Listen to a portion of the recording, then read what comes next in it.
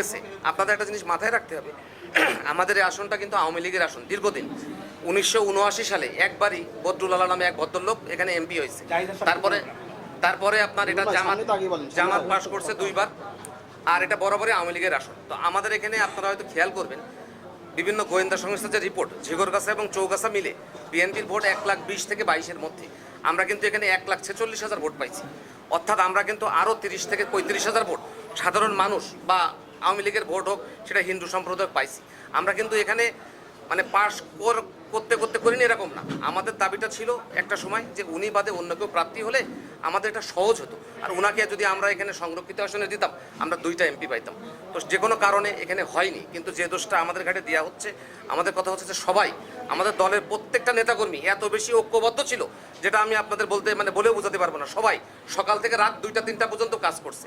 তারপরে উনি হেরে যাওয়ার পরে যখন ঢাকাতে বিভিন্নভাবে এই প্রচারগুলো করতেছে বা আমাদের বিরুদ্ধে মিথ্যা অভিযোগ করতেছে, সেটার কারণেই আজকে সাংবাদিক সম্মেলন। মেইন হচ্ছে এইটা, আমরা চাচ্ছি যে উনি এটা বন্ধ করুক, বন্ধ করে আমরা সবাই যেভাবে ছিলাম আমরা ঐক্যবদ্ধভাবে একসাথে রাজনীতি করি।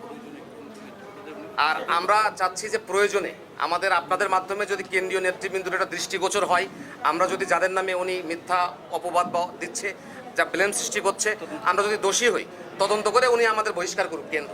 আর যদি না হয় তাহলে উনার বিরুদ্ধেও যেন একটা সাংগঠনিক ব্যবস্থা কেন্দ্র নেই, এইটুকু।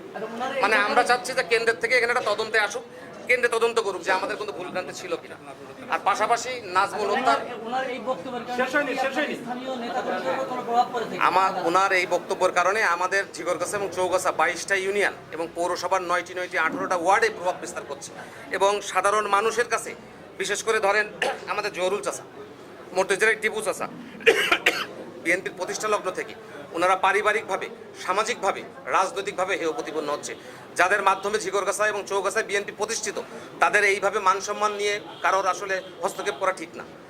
এইটার বিষয়ে 11 ইউনিয়ন, চৌগাছার 11 ইউনিয়ন, 18টি ওয়ার্ড পৌরসভার সব জায়গায় বিএনপির মধ্যে একটা দ্বন্দ্ব সৃষ্টি হচ্ছে, একটা মতপার্থক্য সৃষ্টি হচ্ছে, যেটা নিয়ে পরবর্তীতে যে কোনো কিছু ঘটতে পারে।